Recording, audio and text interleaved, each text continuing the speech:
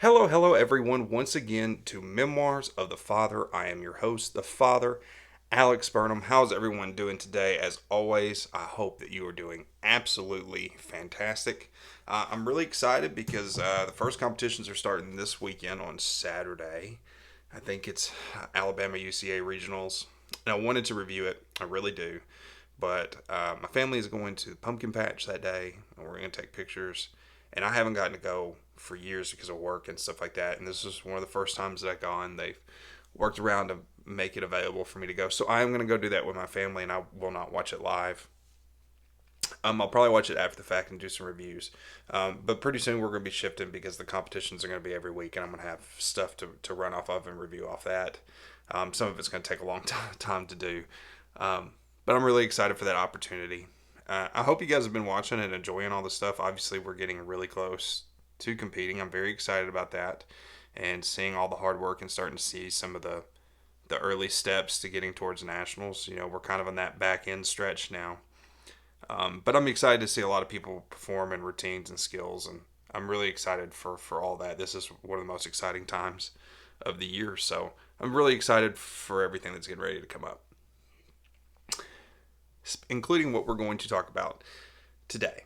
I can't remember what I said I was going to talk about last time, but for whatever reason, this feels like it was on my heart to talk about today, and that is people leaving programs, gyms, teams for whatever reason. Some people are quit altogether. Some people want to go to a different gym, and we're going to discuss that and why people want to do that, and some of the stuff that comes from that. I found an article online that gave like a pretty just some bullet points on like some reasons, and I really want to break those down and talk about those and stuff. I'll try to post a link to the article in the comment section in case you guys ever want to look at that. But I really just wanted to do a deep dive and look into that because I do think that it's an interesting thing to think about, because I don't a lot of times you hear about hostility towards people if they leave a gym or programming and go somewhere else, and some of it's a lack of people being open-minded. Some people are real territorial. You get real frustrated as a coach when you've coached this kid for years and years and years at your gym, and then when they really start hitting their stride, then they want to go to another gym, or they join their high school and they don't want to do all-star anymore. It's very frustrating when you've put a lot of time to develop that athlete and then they go off somewhere else. But that's also part of the game. You understand that. Listen, if you make enough people good, it'll all come back to you in the end. That's the way that I always look at it. You know, if it starts getting out, like, oh, hey, this dude's got a pretty good knack for producing some talent, people are going to want to come with me. And some people will stick with you. It just depends. Not everybody's going to. That's part of the process. Like I said, it's a whole thing. I don't want to dive into that, and I want to break it down into that and talk about some of that stuff. People come and go in cheerleading all the time. People leave teams, gyms, programs every single day. That's part of the game. Some of those reasons are good, some of them are bad, and some of them are just neutral because sometimes life happens and things are just out of your control. For whatever reason that you don't want to be here or don't want to be there, or you want to go somewhere else, or you just want to be done altogether, if the season's over, you finish your commitment, I'm going to pat you on the back and wish you the best, because all I can really expect is one season at a time, because life changes so much. But if you want to go to this gym because they said you're going to be a flyer, or you're going to have an opportunity here, or you can work on some of these harder skills, or it's a higher level team, I'm going to wish you the best, because this is your life. It's your opportunities, it's your body, it's your sacrifice. And, if you don't want to be here with me, no matter how much I want you, I want to work with the people that want to be here.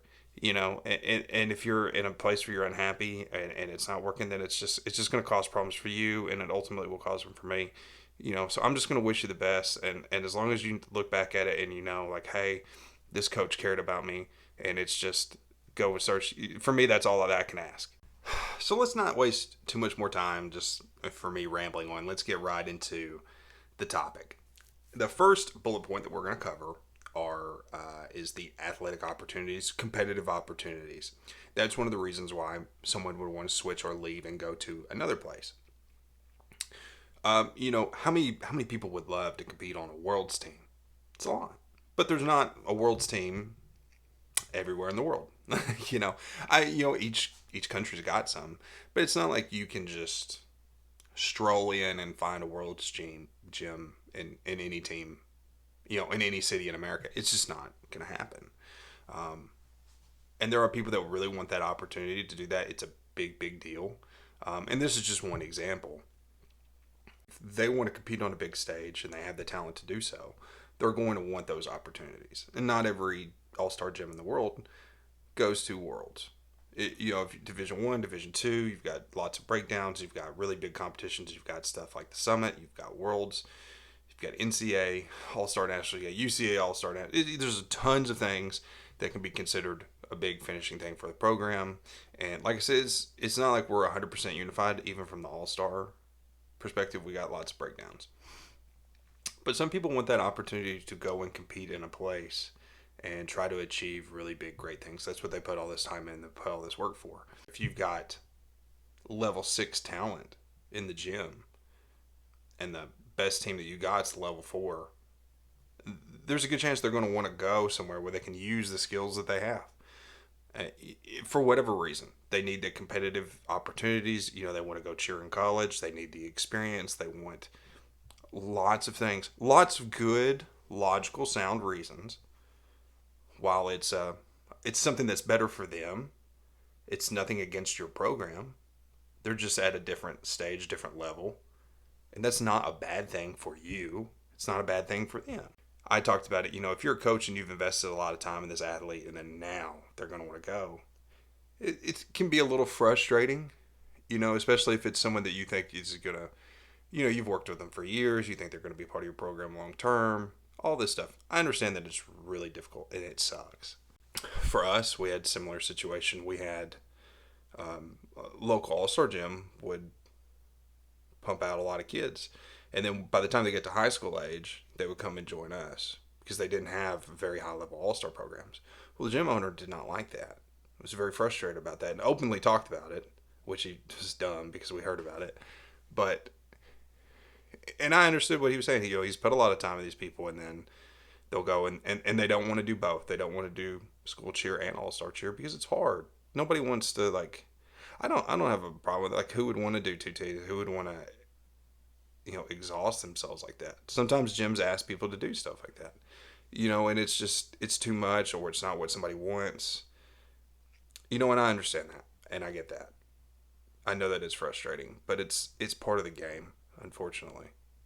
I don't really know how you combat that other than you just, you can't control that as a coach. As an athlete and stuff like that, you think about those things. But like I said, we only have so much time. People want to make the most of the opportunities. They want to make the most of what they've put into that. And there are some people that are really, really committed to the bigger picture. They want to chase all that stuff. And I've never been upset at anybody that wants to do that. I understand I'm not the best show in town. And I've got to work with people that are level appropriate. Maybe one day I'll be a gym that people want to come to like that people would never want to leave. But maybe I'm not there yet. And it's about building. And it's time building a program, growing your gym, gaining your notoriety. And I know it feels like it sucks when some of your best talent's always walking out to go somewhere else. But, like I said it earlier, if you have a knack for building really good talent, people are going to stick around eventually. It's just going to happen. Or if you get to the point where you're just producing so many talented people that everybody's like, hey, might as well hang out here. We've got really good quality. It's about finding the right people. And, if somebody wants to go in somewhere else, maybe they're not the right person for you. Or sometimes people are just the right person for a time, and then they have to go on and do other things. I've always kind of considered it like that, It's never like,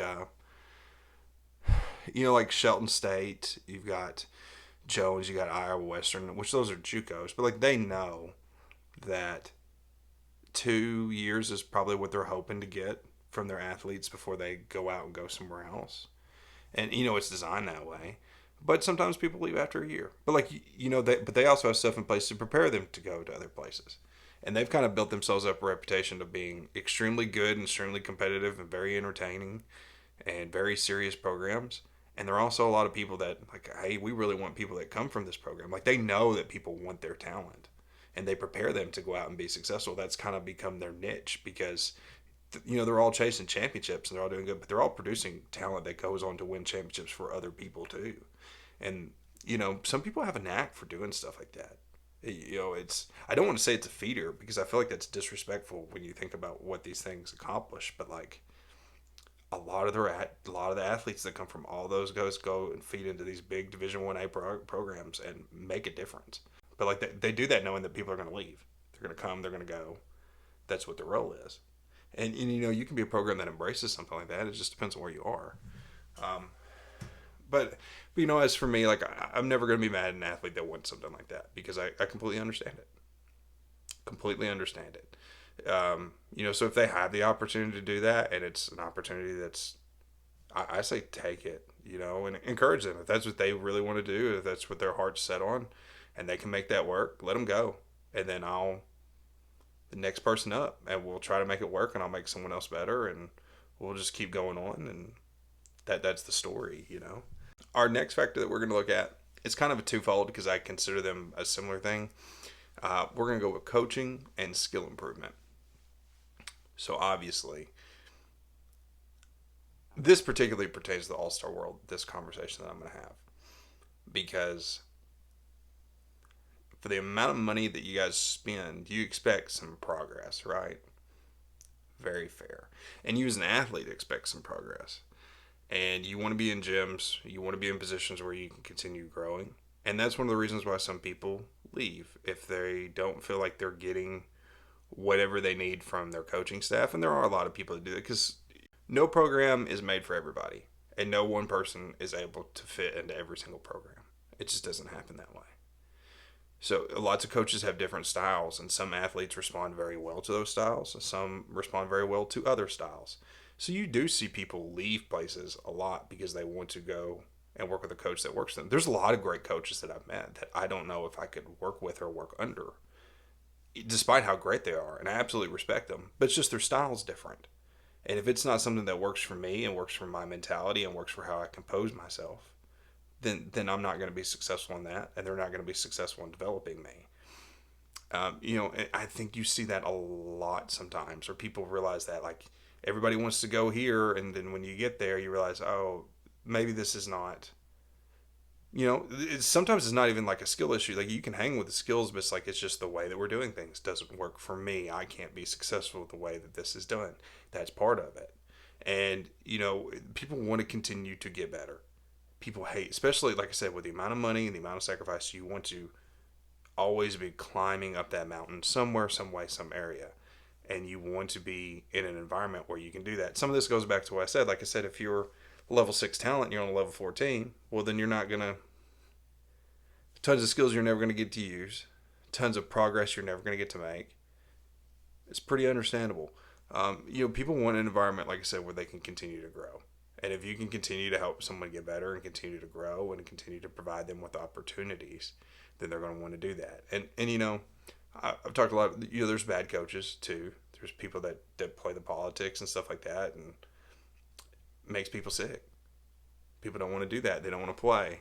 And, sometimes it's a trope. Some people use that as an excuse, as like, coach didn't like me. Sometimes it's true. It is the truth. Sometimes that happens.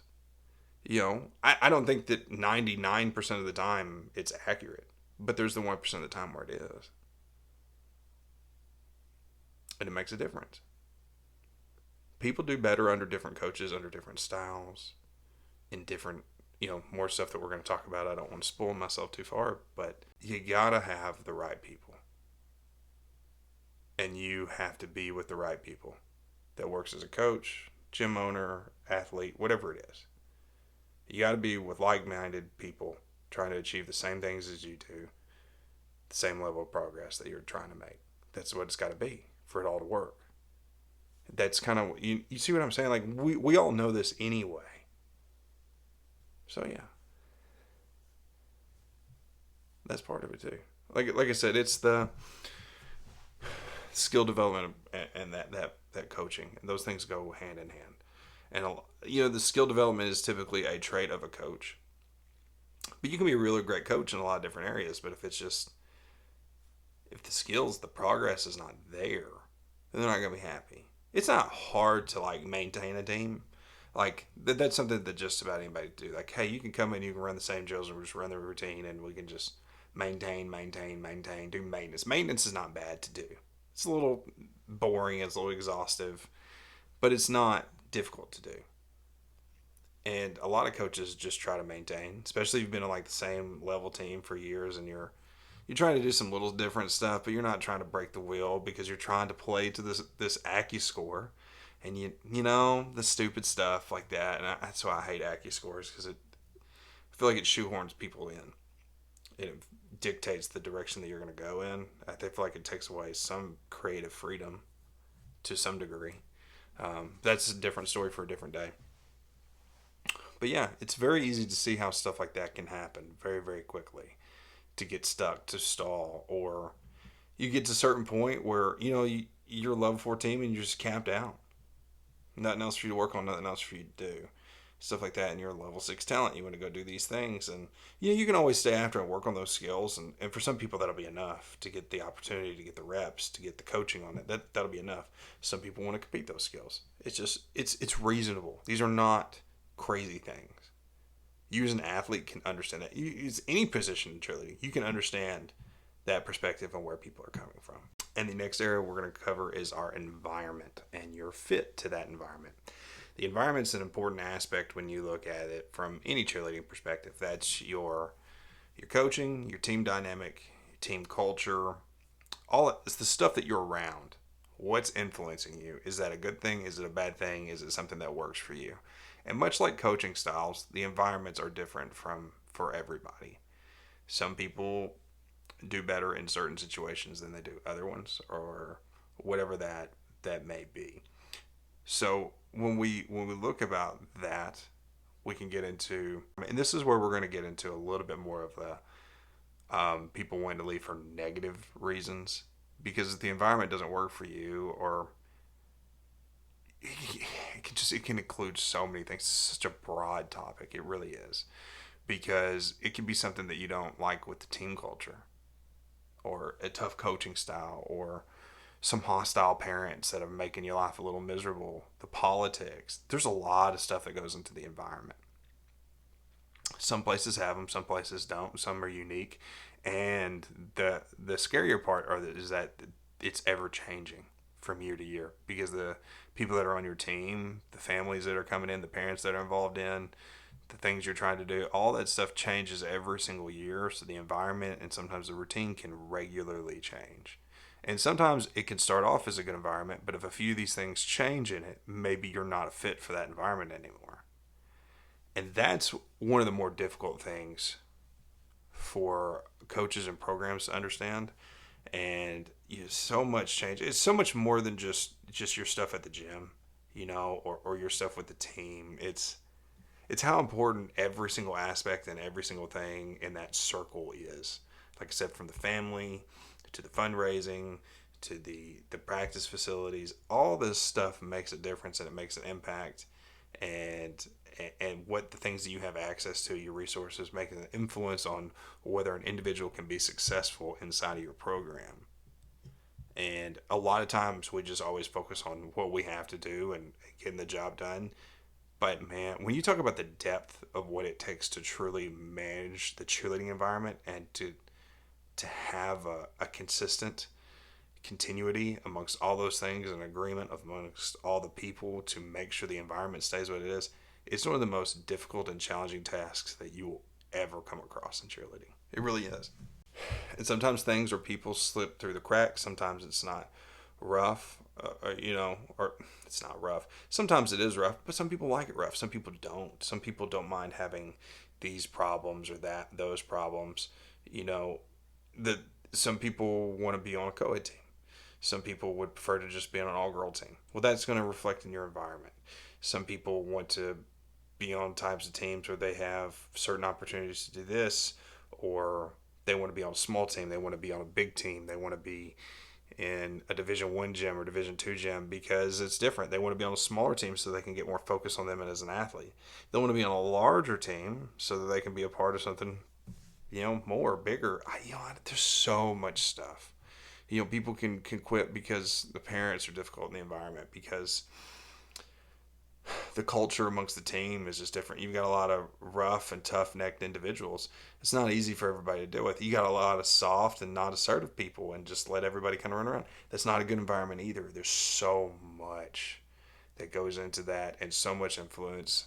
And it's a really easy to see how negative things, because you see lots of negative things in your own environment in life anyway, from work, school, whatever it is. There's always negative stuff going on too, and stuff that sucks, and people leave jobs and switch schools, all this stuff for these same things that we're talking about: environment, culture, all the stuff that goes into it. It's just not any different from cheerleading and how important that is. Like I said, it's about what's the area, what's the environment that you can be successful in. It's taking the solution that you would give to any other problem and just applying it in a cheerleading sense. It's not difficult. Some people will go to an environment that's going to work for them, to a place where they can be successful. That's what it's all about. Sometimes that with the environmental stuff, it's even they need a team that's got a schedule that works for them. Hey, this team practices on Mondays and Wednesdays and Fridays. Awesome. I've got these sports that I do at school on Tuesdays and Thursdays, or these days I can work around. But people have to find something that makes the schedule work, because if it's going to be that non-negotiable, in cheerleading we often have to be very, very flexible to work around a lot of things, and sometimes we can manage without certain people. But sometimes, like, depending on what you have going on in life, you need to be in an environment that has a schedule that accommodates you. And sometimes that's part of it too. It's not even, like I said, and that's not even any kind of an issue of anything that we've talked about. That's not a skill issue, coaching issue, any of that stuff. It's just, hey, I've got this going on and I can't be here when you need me to be here because I've got this and I've got too many places to be. And it's just, it's a matter of life, a matter of convenience, and a matter of what's realistic to work and maintain. And it's not a bad thing. It's not a good thing. It's just a neutral thing. People don't walk away from that saying, hey, I could say a lot of bad things. I had to leave the gym because I couldn't make the practices. And they're not, there's no good, no bad. It's just a general statement. And then we'll move to our next one. And this is an interesting one, the financials and logistics. Obviously, from the all-star perspective, the financial situation is a pretty big key factor on whether you can stay in a place or not, because of the all-star prices are ridiculous. Cheerleading anywhere is getting very, very expensive. But what people are paying in all-star is insane. And, you as a parent don't always have control over what those expenses are going to be. How many competitions they're going to do, what they're going to do, how far they're going to travel. It's not like we're always voted on that. It's kind of figured out. But if it's something that an athlete can't maintain and they still want to do this, then the parent may have to make a financial decision to put them in an environment that they can afford. That's real. That's real. That's part of it. People can't always. I can't go to this gym because I can't afford it. I have to go here. It's not like I said. It sucks, or the gym becomes too expensive, or this or that. Lots of stuff like that happens all the time, man. When we work at the gym, the amount of people we'd have to chase down for not paying the bills on time, bro, it was ridiculous. And we always got the money. But, there's a lot of people hey, I got to wait till this, and it's just not, or they had to figure out something to get some extra money, something like that. That's very, very much real. That's very much a part of it. Cheerleading is a very expensive sport. I do feel like a lot of people are starting to get very, very priced out because of just how ridiculous it's become. You end up on a team that gets brand new uniforms every single year and themed uniforms, and does 2 competitions a month for October, November, December, January, February, April. I skipped March. It's a lot of time. A lot of money, a lot of resource. Plus, your fees at the gym, what you pay for gymnastics is what you pay for the team practice classes monthly. Now adds up. And it's different places, different places depending on who you work with. And, some people really, they're charging a lot. But I guess if you have, if some kid decided they didn't want to be there, you can pull up a waiting list of 1,500 kids, call one in, and just keep going. Business, most people don't have that luxury. Most people are, we got enough to keep the lights on, and, it's self-fulfilling. It sustains the home, sustains the business, it sustains the home, and just feeds into itself. It just keeps itself running. Most of these people are not if you have a really big, really successful gym, you're probably going crazy. And I don't think any of them are doing terrible or anything like that, but it's not like you're just gonna get rich and making money hand over fist running a gym. You can have a lot of great, but it takes time. Same thing for athletes. It's just sometimes it just becomes too expensive, way too expensive, and that becomes a factor. And then your logistics, and this kind of plays into the financial, but this is also a little bit more than that. Obviously, not everybody can get up and transport their child to an hour and a half away to this one particular team for them to practice. Sometimes it's just not realistic. Some people can't afford to rehome their kids states over so they can go to the All Star. What's that show? It used to be a YouTube show, cheerleader. I think Gabby was on it, Gabby Butler, when she was younger. And it's like they had this cheer house, like people like from all over the country were coming to live there so they could cheer at this gym, and it's a crazy story and stuff like that's very, very real and it happens. Some people don't have the realistic ability to do that. It's just not possible. Some people do, and that makes an effect. Is it realistic for me to get to this place where I want to be? If somebody moves, sometimes you can stay at the same gym, but if it's just so far away you can't make the trip, the location matters.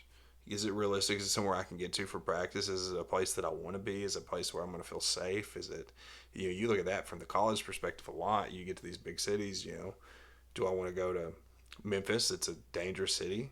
Or do I want to go to, this little Jones and some little town in Missouri? People have to make those considerations for a lot of different reasons. Logistics, the financials. Is it realistic to be here? Is it sustainable? Am I able to fulfill the commitment that I'm making on things that aren't just the athletic aspect of it? And like I said, you can't be mad if somebody has to leave because they can't afford it. You can't be mad that somebody has to leave because they can't. It's not realistic for them to get to you anymore, or it's just too hard to maintain. You can't ever be upset about that. These are just things that happen. Like I said, they're not good, they're not bad, they're just they're there. These are just things. And then our final one, of course, is our team dynamic. And you may be like, well, that sounds pretty similar to a lot of things. It is pretty similar to a lot of these things because a lot of these things all play into each other. But your team dynamic, or, this is the place where I'm going to get this opportunity to do this. It's a lot of things that we've already talked about. But your dynamic is how do you work with the team? What's your role with the team? What's your identity in the team? If you just want to work on skills and you don't care what you're doing, you just want to have a place out there, that's one thing. But some people want to understand what their place and what their role in the team is and what they're going to be. How are they going to fit in? Are they going to be a leader? Are they going to be this? Do I feel like I belong here? Do I work well in this environment? All about your dynamic, your team. Is it a team that I fit with? And, I know that sounds very similar to a lot of things that we've talked about. But this is more of your own personal understanding and your identity specifically within the team. This is not the environmental factors, the financials, all this stuff. How do I respond? Do I have fun? And do I enjoy my time with the individuals that I'm with? Not do I work well with them, not all this stuff. Just do I enjoy the time that I'm spending with the individuals that I'm spending with? Are we progressing? Are we happy? Are we achieving the things that we're wanting to do? Is this an environment, a team, a coach? Is all this stuff? Is this a place where I can be successful? Is this a place where I can get what I'm here to get out of it?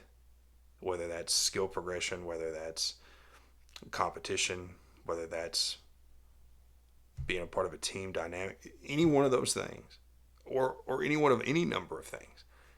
Am I able to do those things here with this team, with these people? If they don't believe they can be successful with you, with what you're doing, then you should let them go anyway. My mind has always been that way. I just feel like, if I'm an athlete, coach, whatever I'm committed to, I'm going to finish it, no matter what happens, because I signed on for it. And I'm going to attack it, and I'm going to give it my heart and my soul. I'm going to make that commitment. I expect the same from my athletes. When that season's over, I just don't feel like you're tied to me anymore. Free to go wherever you want to do whatever you want to do. You are. I'd love for you to stay with me. Love to keep working, love to keep having a crack at this and making this better. But, that team's done. That commitment has been fulfilled. It's been finished. And as long as you walk away knowing that I did my best and we we made what work that we could, I'm cool with that. I don't want you to leave because you feel disheartened by me or because you think I'm a terrible coach. Maybe you think I'm a coach that doesn't work for you. That's fine. But I always want people walking away with because they wanted to. I want it to be a good reason, or maybe it's a neutral reason. I don't ever want it to be something bad. I don't ever want it to be a bad environment or toxic teammate, toxic coaching. That I'm not doing these things. If it's just you feel like you need a better place, a better opportunity, a change of air, hey, I'm gonna wish you the best. I'm gonna pat you on the back. I'm gonna wish you the best, and I'm gonna thank you for everything that you did here. And every single one of those kids that ever left my program can attest to you that I did that. I reached out to every single one of them. Whenever they quit, they didn't come back for another year. I reached out to every single one of them, and I just said, I hate to see you go. I completely understand it, but I just want to thank you for everything you did for us for all these years. And I do appreciate it. And I want you to know that it sucks to lose anybody. It always sucked for me. But I wanted them to always know that, like, I'm sorry this didn't work out. I'm sorry this didn't go, but thank you for giving me everything you had when you were here. Because that's all I can ask for. And, you never know. Maybe they'll come back. Maybe they won't. Maybe they'll change their mind. But I'm never going to be mad at them. They gave me their best. They didn't feel like it can work. And I'll move on and they'll move on and hopefully it'll all work out for everybody. So that's the way that I've always looked at it. I know some people can be really hostile and some people go through a lot. Like I said, if you're just doing it out of petty and spite and be angry or because of drama or a clapback or this revenge tour or whatever it is, I'm not as big a fan of that. I was a journeyman for the most part. I never stayed in any place from, I think the longest that I was ever at a place was McCracken. I was there for 6 years. And before that, I think I was at Graves for 4. And I'd been with them another stint prior to that for 2. I spent a lot of different years in a lot of different places over 20 years.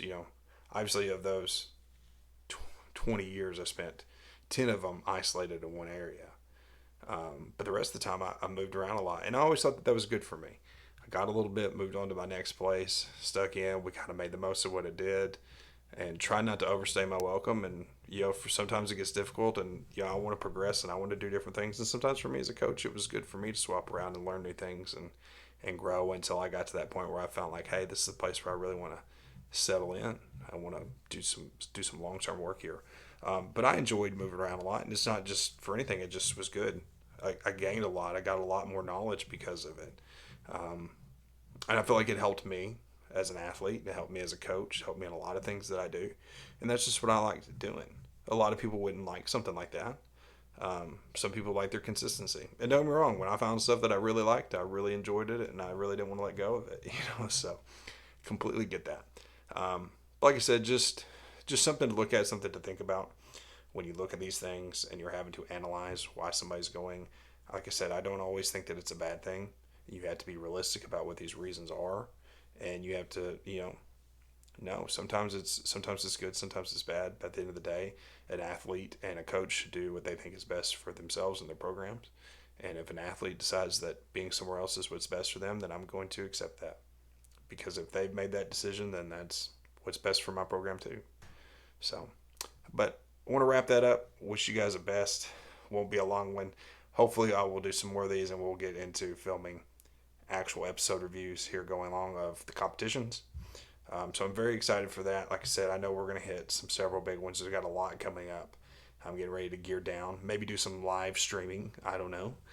We'll see how that goes. But thank you guys once again for everything. Thank you guys for listening. And I promise you this will get more exciting when we can review routines and do some fun stuff. So once again, thank you guys so much. And I will see you next time on Memoirs of the Father. Goodbye and good night.